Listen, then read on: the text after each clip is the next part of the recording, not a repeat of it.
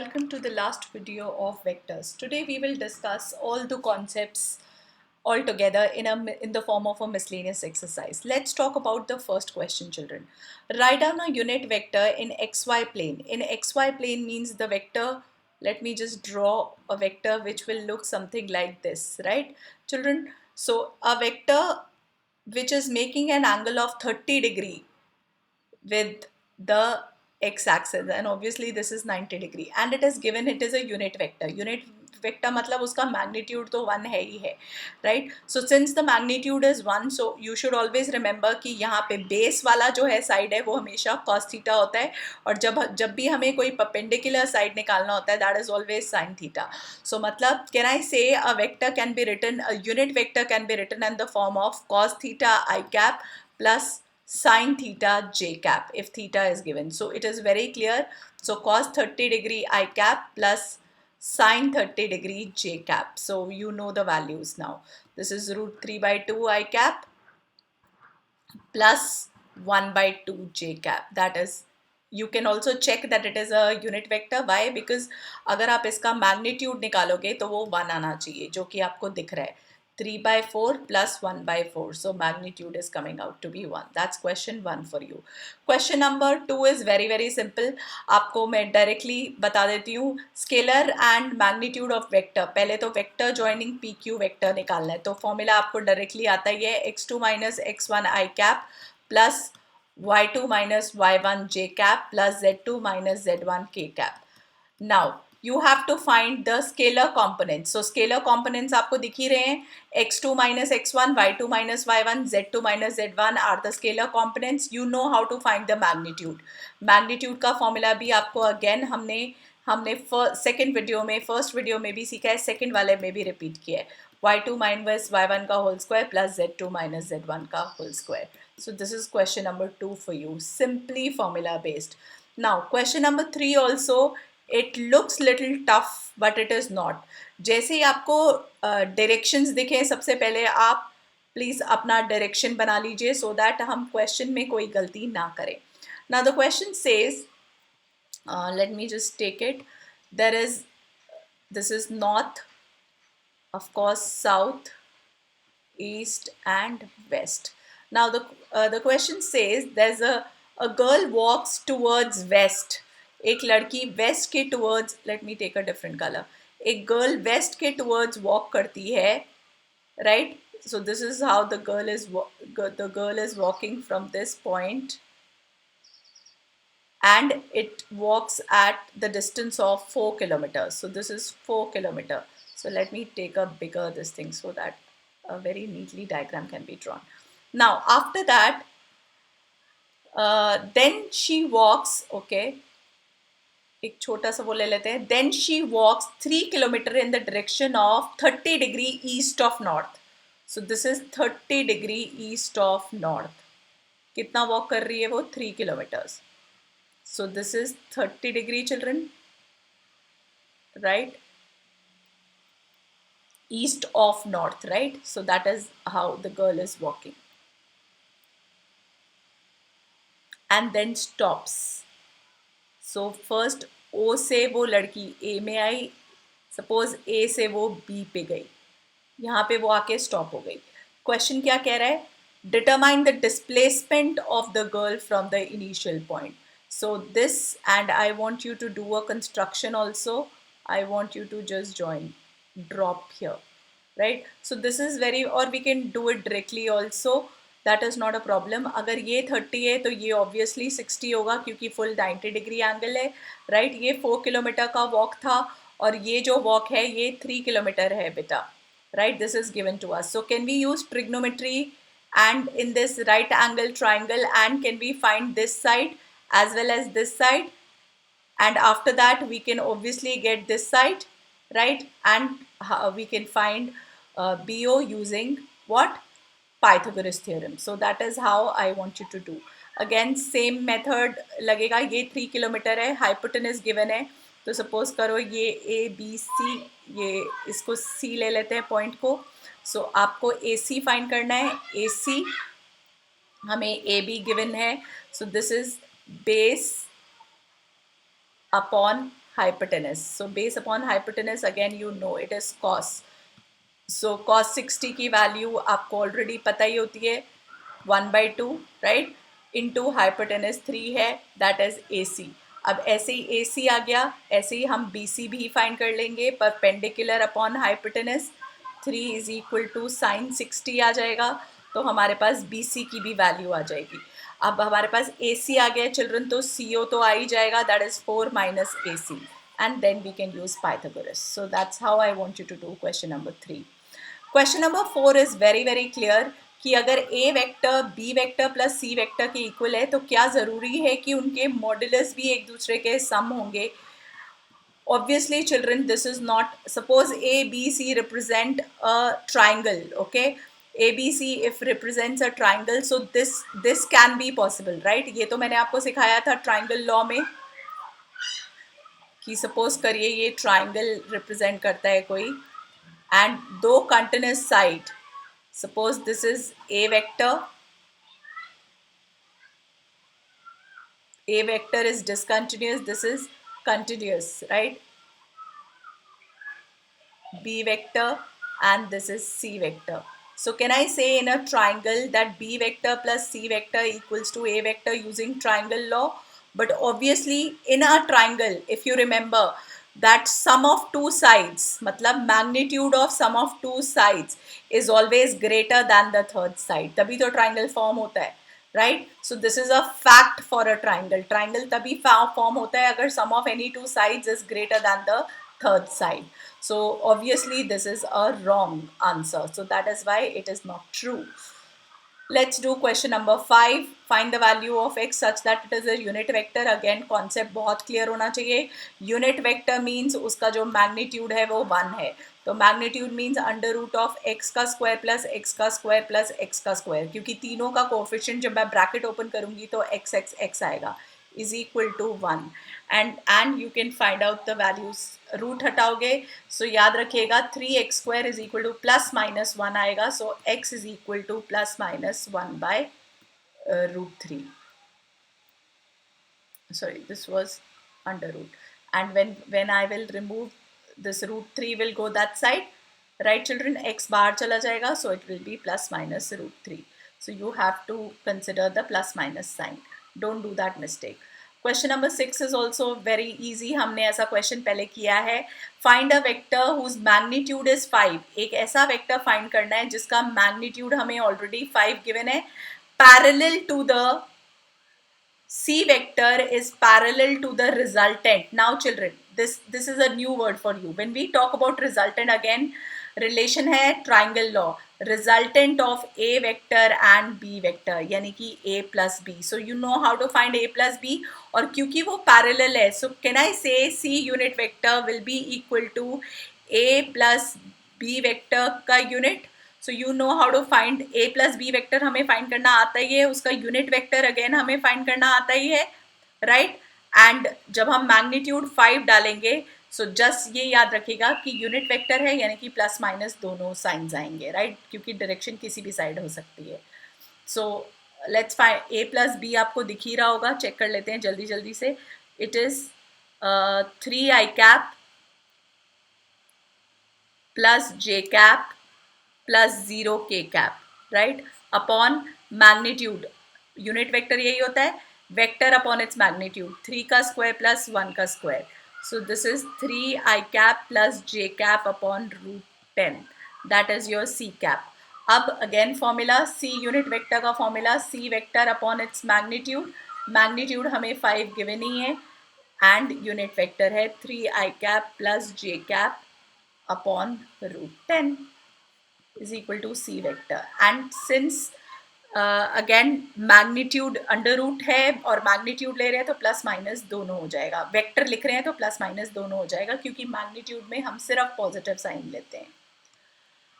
Let's talk about question number 7. Again same, if A B C are this, find a unit vector parallel to this. Again इसको D vector ले लीजिए children, that is 2a minus B plus 3c. Again आपको ये find करना आता ही है.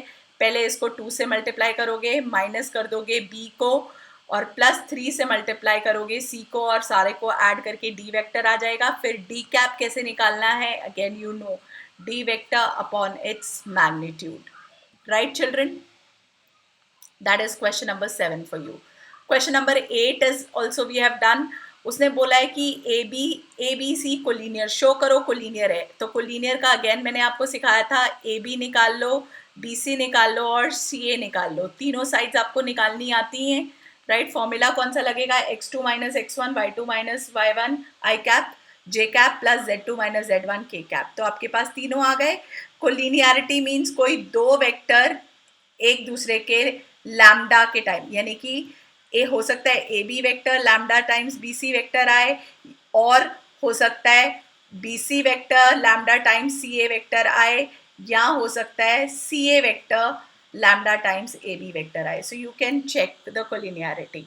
And ratio कैसे divide करेगा वो भी आपको क्लैरिटी से पता चल जाएगा. आप मैग्नीट्यूड फाइंड कर लीजिए, ए बी का मैग्नीट्यूड, BC का मैग्नीट्यूड एंड CA का मैग्नीट्यूड. जब आप तीनों के मैग्नीट्यूड फाइंड कर लेंगे तो रेशियो आपको क्या फाइंड करना है, BAC को कैसे डिवाइड करता है.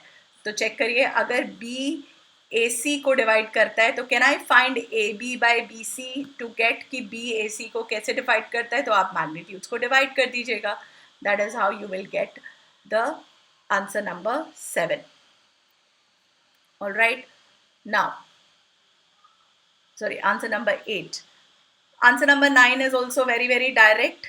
Find the position vector of R which divides this and this externally. Externally का formula I hope आपको याद होगा, M into A vector, M is to N अगर होता है रेशियो, और A into B, M into B vector, first ratio into the second, minus n into a vector upon m minus n. That is the formula of external division. So ये रहा आपका a vector पूरा, ये रहा b vector, ये रहा m और ये रहा n. आपको फाइंड करना आता ही है. Show that p is the, पहले तो r का पोजिशन वेक्टर आ जाएगा इससे. उसके बाद उसने बोला है show that P is the midpoint of RQ. तो आप अगेन midpoint of RQ में आप चेक कर सकते हो, A plus B by 2 होना चाहिए.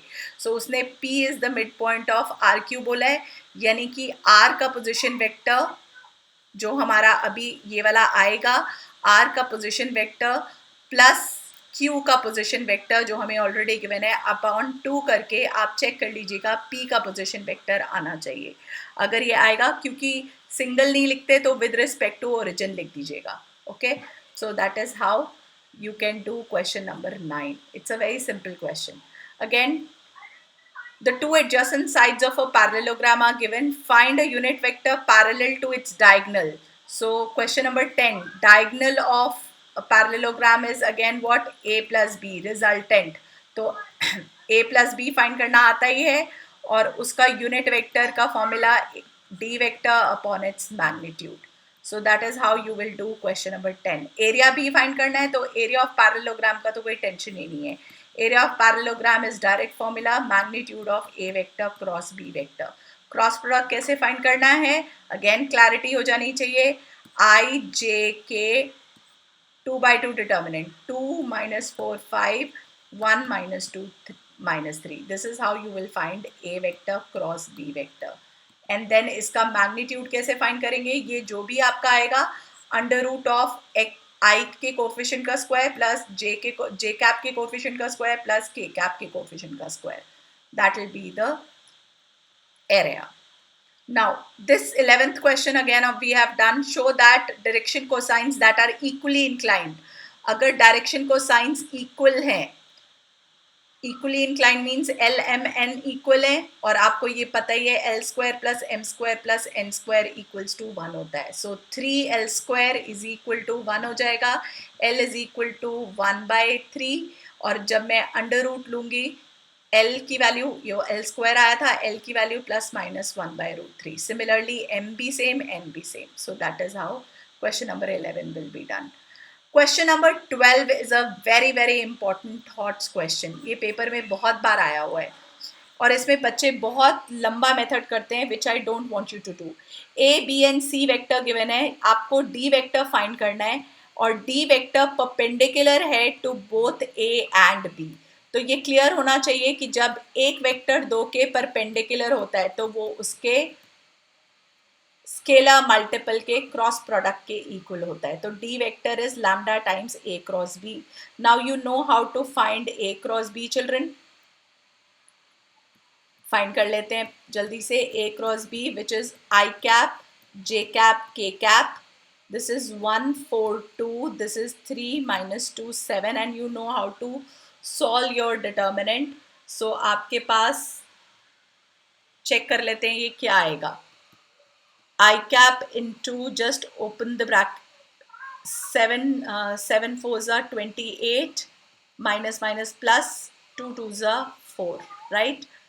Minus k cap again 7 minus 6 plus k minus 2 minus 4 3s are 12। so add करते हैं, this is 32 I cap minus j cap minus 14 k cap आ गया चिल्ड्रन, राइट? आप चेक कर लीजिए दोबारा। 7 4s are 28 minus minus plus 2 2s are 4, again इसको 7 minus 6, right? And ऐसे इसे minus 2 minus 12। so this is my value of a cross b। तो मेरे पास lambda times 32 I cap minus j cap minus 14 k cap आ गया d vector. अब उसने क्या बोला है, आगे क्या गिवन है, c डॉट d गिवन है।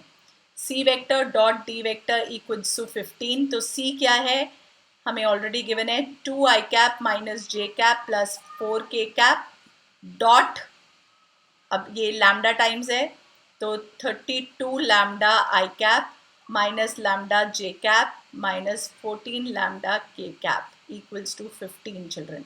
सो जस्ट डॉट आपको सॉल्व करना आता है। 32 into 2 is 64 lambda minus minus plus lambda J dot डे 1 हो गया, फिर माइनस 4 4 16 1 4 5 56 lambda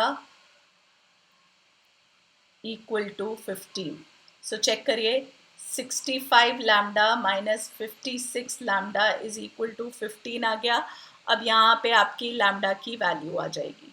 अब चेक कर लीजिए 65, this is 9 children। so lambda is equal to 15 by 9। so cancel कर लीजिए, 3 से 3 5s are 3 3s are 5 by 3। so this is d vector is 5 by 3 times of 32 I cap minus j cap minus 14 k cap। so that is my answer। and many students, you know how they do this question, they consider d vector as X I cap plus Y J cap plus Z K cap और फिर वो उसका क्या करते हैं कि ए जो है वो उसके परपेंडिकुलर है तो ए क्रॉस डी 0 होगा, ए क्रॉस बी बी 0 होगा और ये गिवन है। तो 3 इक्वेशंस बनाते हैं और फिर सॉल्व करते हैं। It runs into pages children. So this is the shortest method to do this question. Don't do the question by this method, otherwise the question will also be very very lengthy और उसमें गलती होने के chances भी बहुत huge होंगे। All right, next question, question number 13। The scalar product of this, scalar product means dot product। so the dot product of along with the unit vector along with the sum of unit, okay, along with the unit vector, suppose करो मैं इसे a cap ले लेती हूँ, is equal to 1। तो पहले तो a cap कैसे निकालना है, a cap है इन दोनों के सम, यानी कि 2 plus lambda I cap plus 4 plus 2 6 j cap minus 5 plus 3 is minus 2 k cap।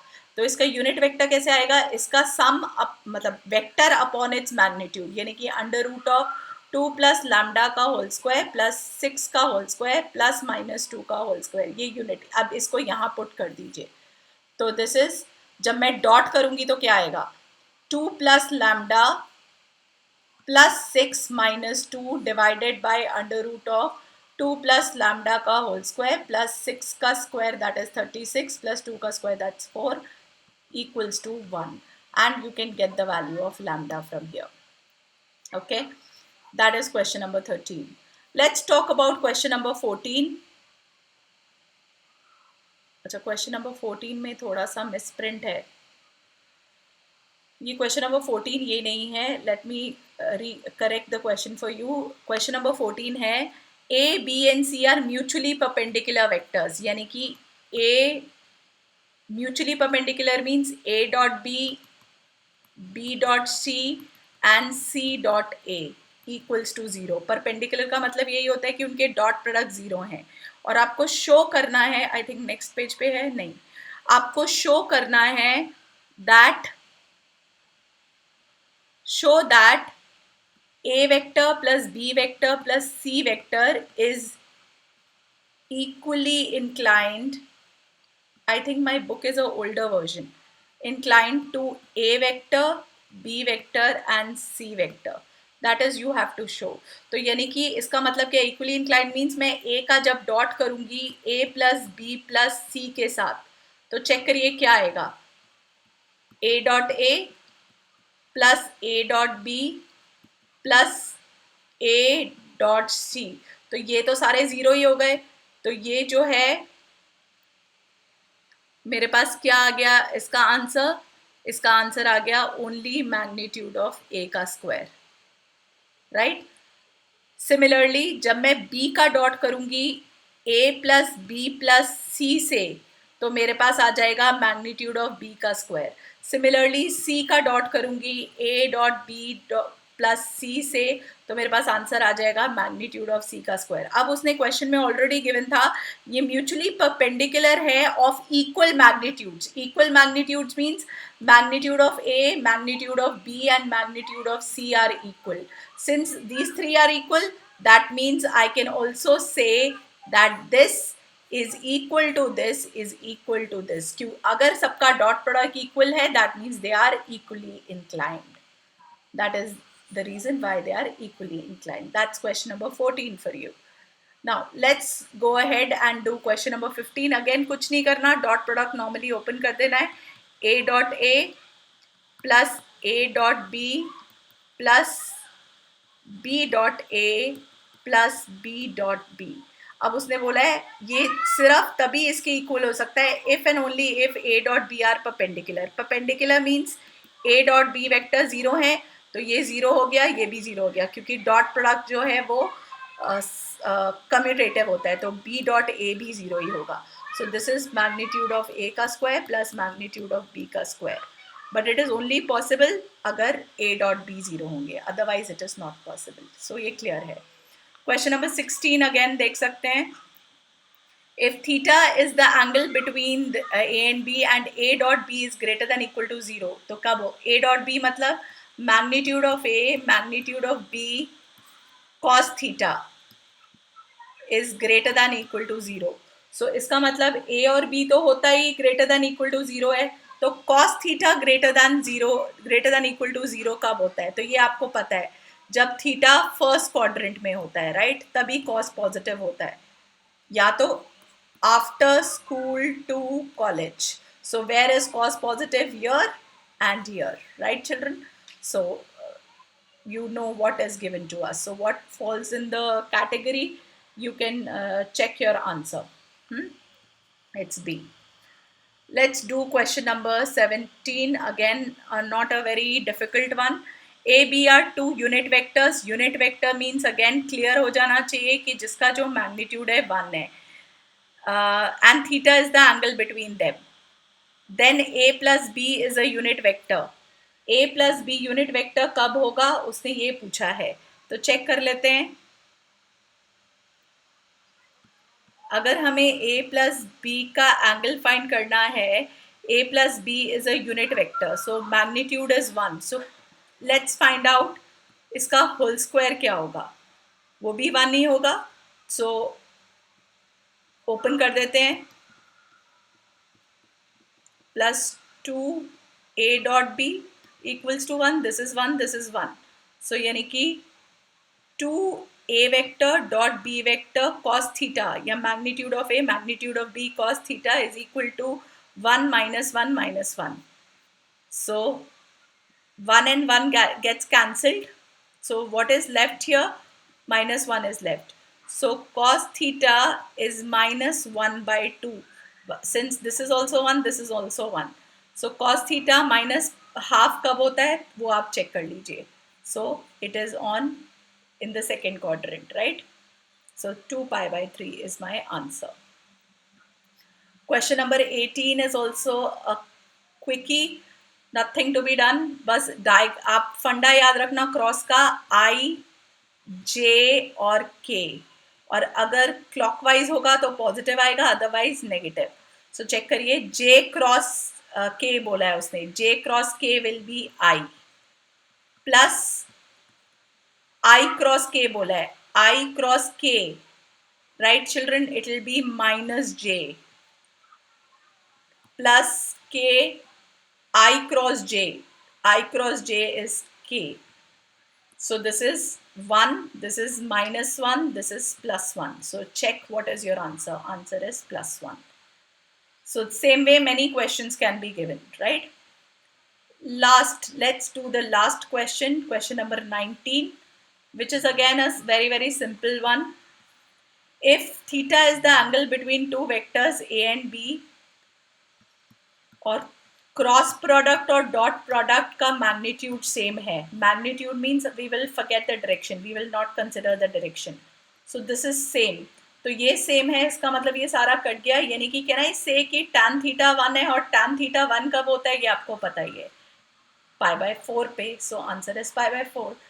Now this is all about your vectors from NCERT. If you have any doubt related to your CBSE syllabus, kindly mention in the comment below. I'll get back to you as soon as possible. Thank you for watching vectors video. Now the next video which will be coming up will be of 3D.